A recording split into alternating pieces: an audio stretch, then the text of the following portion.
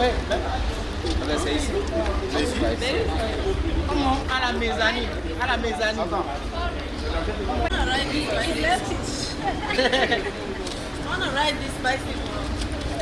Looks so cool. Hi.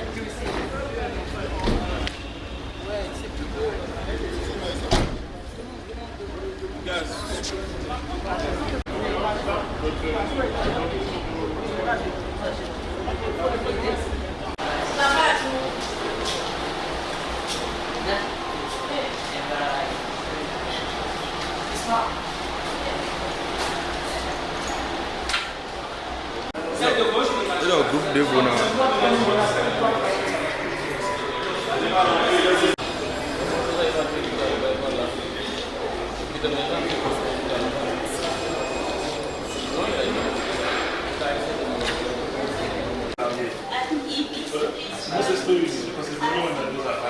C'est ceux qui viennent de l'Église parce qu'ils sont des fous et on fréquente dans un comme ça aussi. On va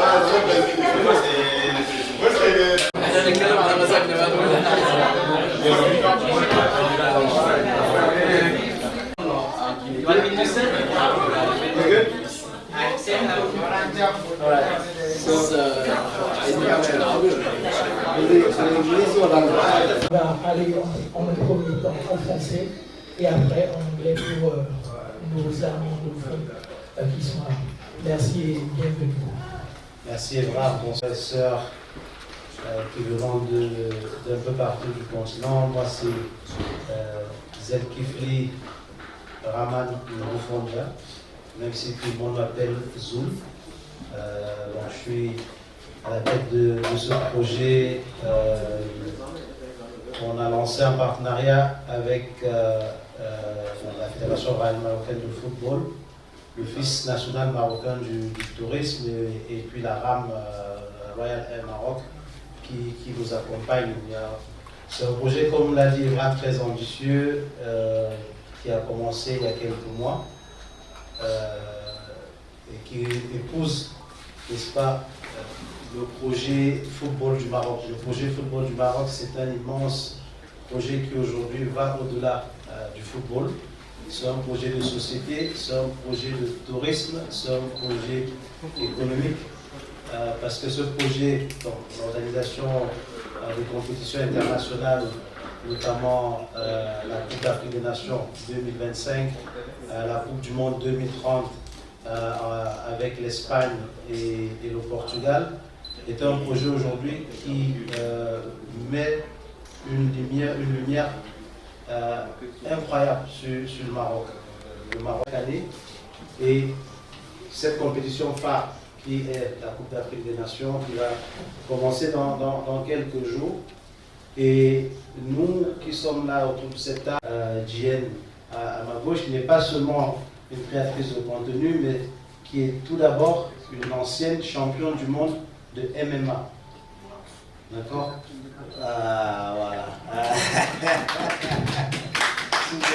Donc il vient du Caire, qui est là avec nous, il y a Lawrence qui est là d'Afrique du Sud, il y a Mola, il y a près de 50 créateurs de contenu et journalistes africains qui se réunissent aujourd'hui. Même on a Nana right there, qui vient du Kenya, on a Clive qui vient de l'Ouganda, on a, pour ceux qui suivent souvent TikTok, il y a un groupe très très populaire en Afrique de l'Ouest. Hein. C'est une armée avec à la tête de laquelle il y a un général. Voilà. Le général Chouchoubatou est là. Voilà. Donc, et il y a aussi en Tanzanie un jeune groupe tanzanien qui fait beaucoup de vidéos TikTok qu'on appelle les Zero Brainers, qui sont là aussi, qui en ce moment sont en Afrique du Sud justement pour un prix TikTok, de créateur TikTok de l'année. D'ailleurs, Jen va d'ailleurs aller aussi en France pour ça parce qu'elle est aussi nominée. Pour beaucoup de nous, c'est la première fois qu'on est là au Bénin. Ce matin, on allait jouer un très beau match de football, d'ailleurs plusieurs matchs de football parce qu'il y en a eu deux, avec de jeunes talents béninois. et surtout, des jeunes filles béninoises qui sont très bonnes au football, très talentueuses. Et on a été tous extrêmement surpris par ce qu'on a vu. Parce que vraiment, il y a de quoi faire. J'espère que nos amis Hugues, qui étaient là avec Evra, vont en parler à la fédération. Mais c'est vraiment de jeunes élèves, mais qui ont déjà ce talent.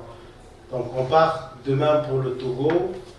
Du Togo, on va aller au Ghana, Côte d'Ivoire, la Guinée, chez Moussa Doumbouya, que vous connaissez aussi, qui est un des très grands créateurs de contenu connus et reconnus sur notre continent et ailleurs.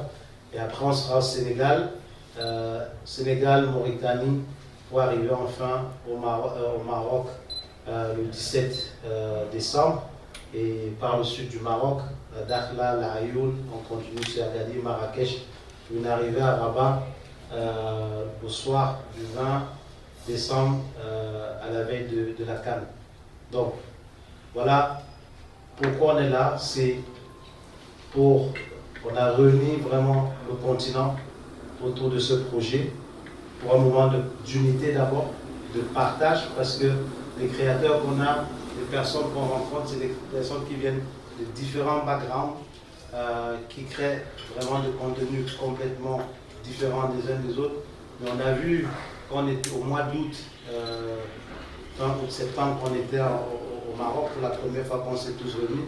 On a vu comment ensemble on pouvait créer du contenu, même si on vient de mondes différents, de backgrounds différents, et ça nous a beaucoup encouragés à venir aujourd'hui rencontrer la population, les communautés de notre continent, parler de cette Coupe du Monde, parler de ce Maroc qui est dans la cour des grands, pas seulement parce qu'il a organisé, parce qu'il a atteint les demi-finales de la Coupe du Monde 2022, mais parce qu'aujourd'hui, c'est une fierté pour le continent africain en termes d'infrastructures, en termes de rigueur que le Maroc présente à chaque fois qu'il a l'opportunité d'organiser un événement international de cette envergure.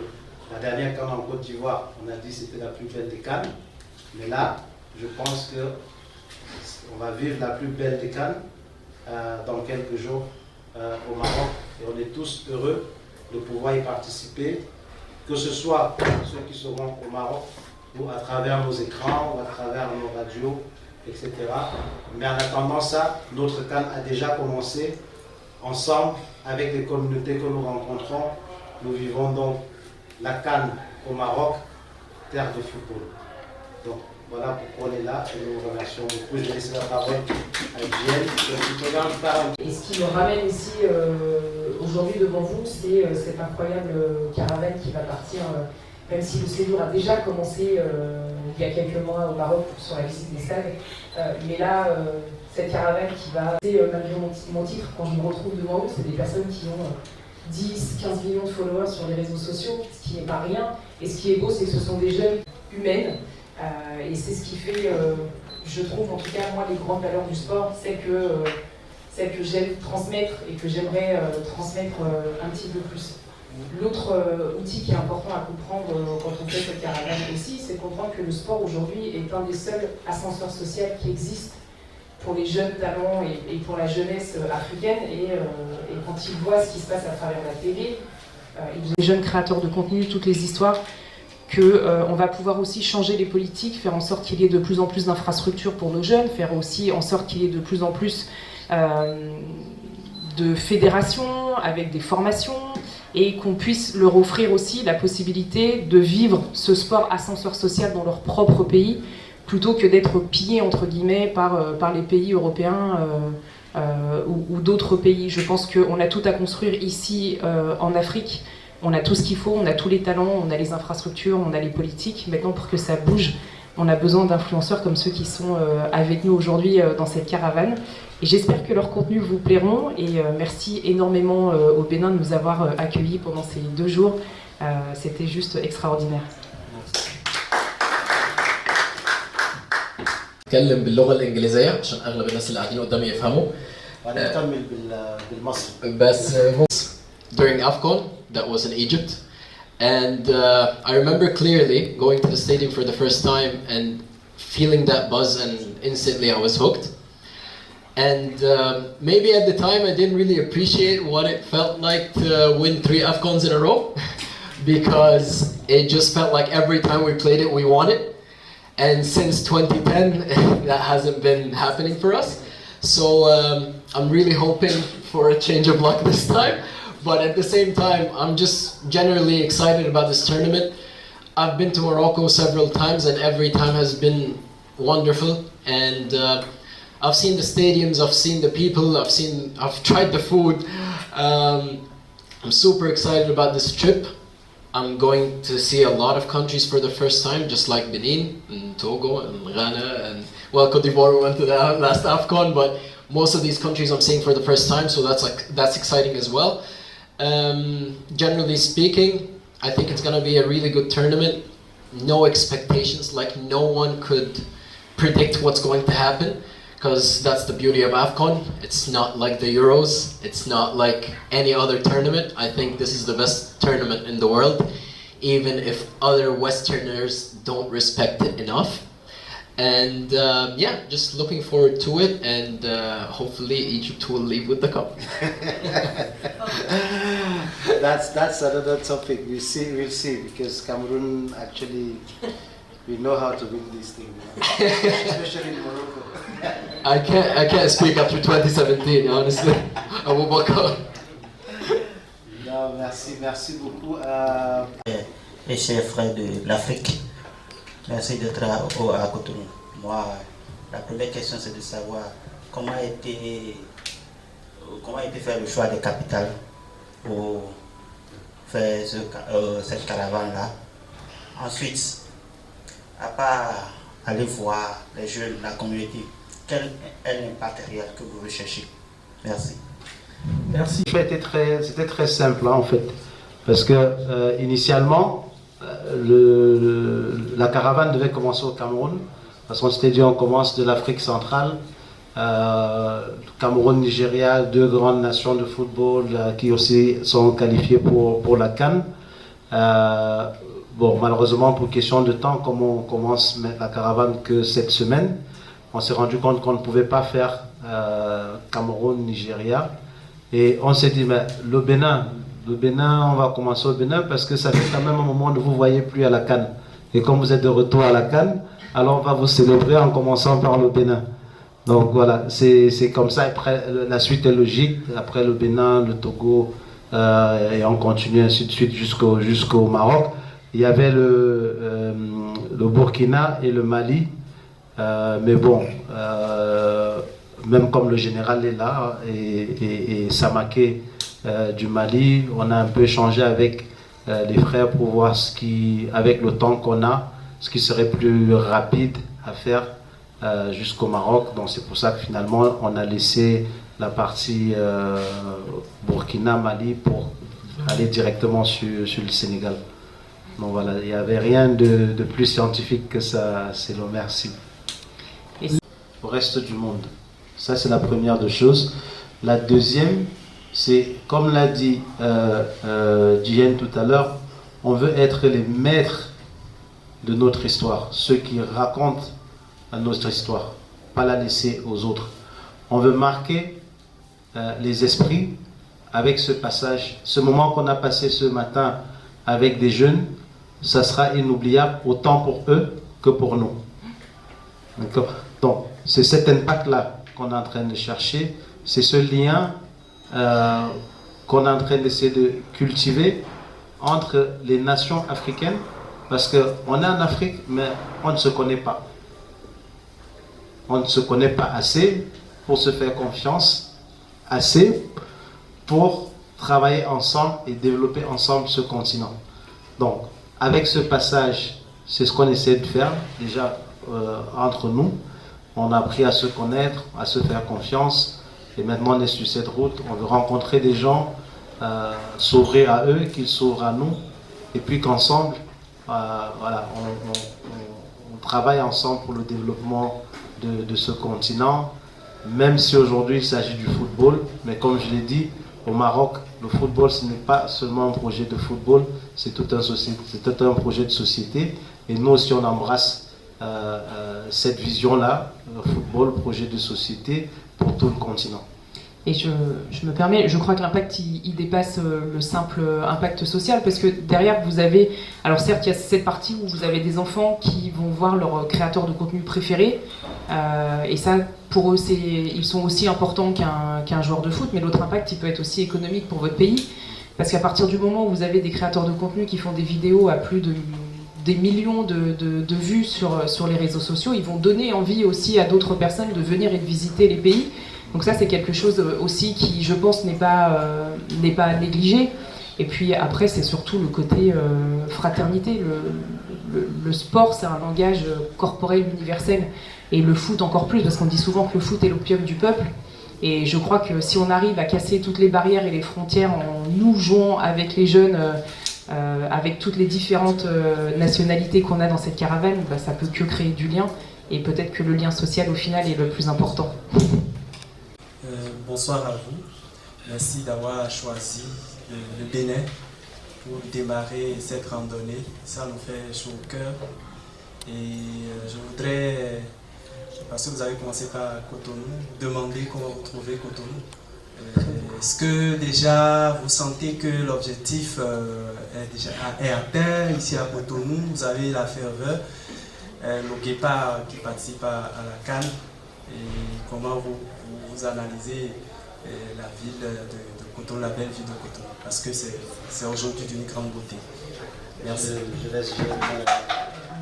In terms of culture, the vibe, feeling safe, the food has been great, which isn't talked about enough, to be honest. But that was a great surprise for me. And overall, yeah, I feel like it's nice to get out of your comfort zone and explore places, because it's easy to go to Europe, it's easy to go to the US and go to all these fancy places that are always marketed for. But once you explore the unexplored places, you find the treasure in the way, as they say, as cheesy as that sounds. Yeah, I feel like it's been so great so far, and I'm looking forward to the rest of it. My question is, what role are women? I'm an activist. We are all an activist. I love to represent women. So, what roles are women playing in the planning, the media, and also in the security? Saying, of course, as compared from AFCON 2023 and 2024, what difference do we have when it comes to women representation? What men do, they work, they're teachers, lecturers, businesses, they're everywhere, they do everything. So when it comes to the AFCON or the football project, they're also everywhere. They are stewards at the stadiums, you will see them, probably have seen them last time we were there for the opening ceremony. They are doctors and they are medical assistants at the stadiums. They are everywhere. So in Morocco, they have not made a difference between men and women when it comes to organizing the hosting of international events, not just the football in general, because they are 100% part of the Moroccan society. The volunteers, you have the young boys and girls who are volunteers, elderly men and women who are volunteers, so it's everywhere. And then you also have the other volunteers who are African communities that are in Morocco. We've seen them, the students who are studying in Morocco, who have also volunteered for the hosting of this beautiful tournament. So you have that everywhere. And Franck, bienvenue, plaisir de t'avoir. Créatrices de contenu et des créatrices de contenu de talent et des créatrices de contenu qui font du contenu sport et foot notamment, que j'admire beaucoup en regardant sur les réseaux, mais à côté on va aussi développer à travers cette caravane d'autres choses comme la place des femmes dans le sport, comme l'impact du cycle menstruel sur la performance des femmes, comme les violences faites aux femmes, etc. Donc ça fait partie également du projet et c'est des choses, c'est pour ça que je disais que l'impact social il est très important aussi parce que c'est des choses qui nous tiennent à cœur et sur lesquelles on voudrait aussi faire évoluer tout ça. Et je me permets, mais c'est une mission en tout cas qui, comme Nana, me tient énormément à cœur et sur laquelle je travaille énormément. Merci d'avoir choisi le Bénin. Déjà, le Bénin participe à la CAN. Mais vous, qu'est-ce que vous attendez réellement des Béninois? Et au-delà de ça, quels sont les créateurs de contenu béninois qui ont été choisis? Merci. Spectacle ce soir. Oui, Manouton. Vous le connaissez? Manouton. Ouais. Et il y a une qui est en compétition en ce moment pour remporter le prix Guinness World. Vous la connaissez? Vous la connaissez ou pas? Non, quelques son nom. On a également Eden Food qui sera avec nous. Quand je dis Eden Food, c'est oui, elle est en compétition, non? Voilà. Donc, les créateurs béninois, on en a au moins 4 qui sont là. Il y a les journalistes béninois aussi qui sont là et qui font partie de cette caravane. Evra d'ailleurs, il fait partie de cette caravane. Qu'est-ce qu'on attend des jeunes béninois? Je pense que c'est pas des attentes. Les jeunes béninois nous ont déjà donné, ils sont déjà en train de donner.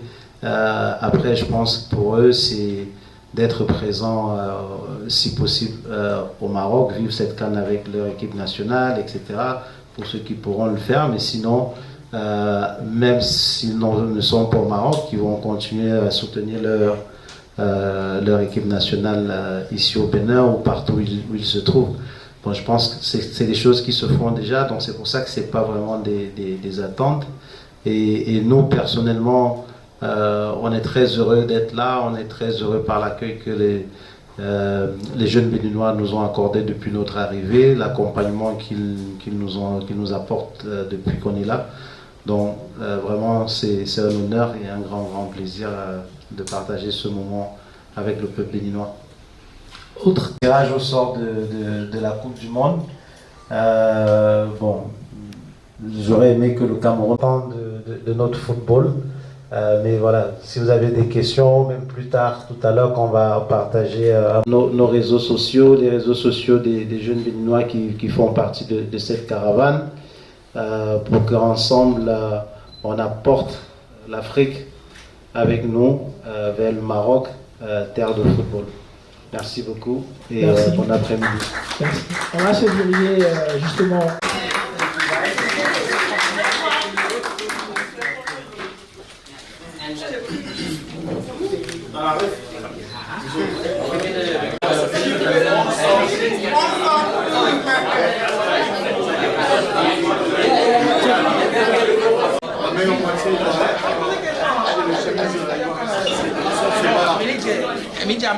C'est un honneur pour ça.